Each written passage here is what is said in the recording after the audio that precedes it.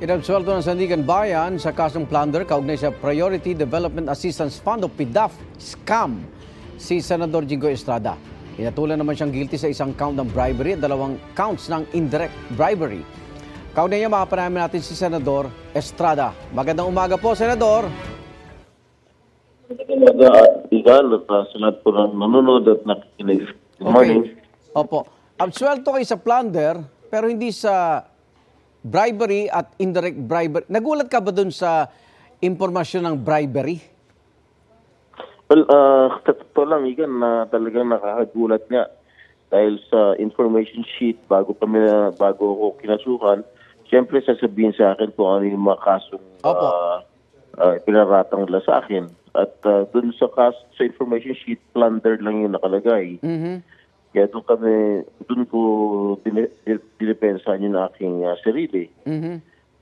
Kaya nung lumabas nga na ako'y convicted sa direct at indirect bribery, siyempre nagulat po ako.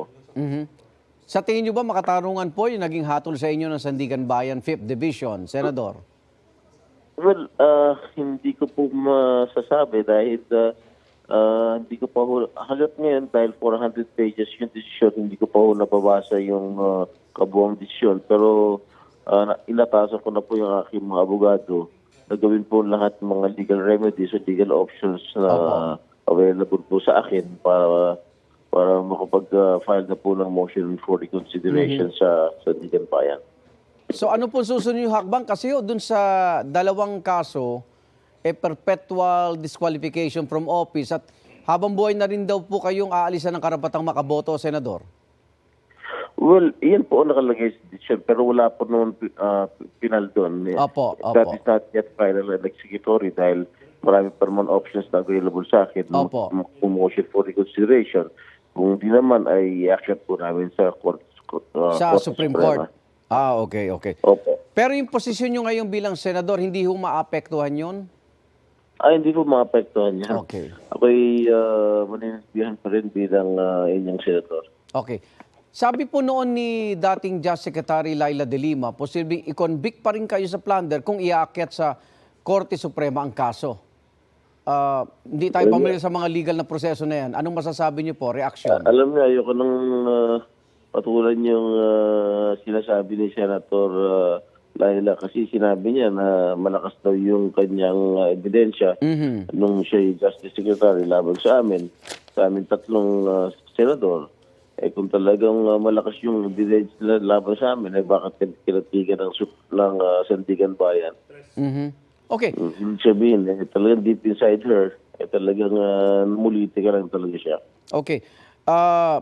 Sa tinakbo ng inyong kaso, anong aral pong na kuha nyo rito sa pagpatakbo ng inyong tanggapan, Senador? Kasi parang ang dating, lahat to pinirmahan nyo ng pinirmahan lang eh. Yung rin po? Hindi ko pa nasabi ng Sandigan Bayan, yung mga bagay na hindi maituturing na merong kayong intensyon, yung pagpirma nyo doon sa mga nire-refer na mga NGO na peke ho pala. Oo. Yung mga endorsement letter. Yes. Na allegedly na raw pinirma namin na address sa mga implementing agency. Assuming na ako po yung pumirma na endorsement letter. Opo. Hindi naman po final yun. Ang makakasagot po niyan, ang mag-approve po niyan, yung mga implementing agencies, hindi po ako. Yes. Pero ngayon ba maingat na kayo sa pagpipirma sa inyong opisina? Hindi na ako masyado pipirma. Pero hindi na po ako nag-endorse po. Okay. Pero doon sa kasong plunder sa senador, ito'y malaking epekto ho ba sa inyong both political career and personal? Opo, malaking bagay po yun na ako'y inabsuelto ng Sandigan Bayan sa kasong plunder. Yan talaga pinagdadasal namin ng aking pamilya sa loob ng 10 taon na sana po ay absuelto nga ako dito sa kasong pandarambong. Kaya hiniling naman na napagbigyan po ako ng ating Panginoon at ating mga maestrado ng Sandigan Bayan. At talagang ibig sabihin po niya na wala po talaga akong kasalanan. Okay.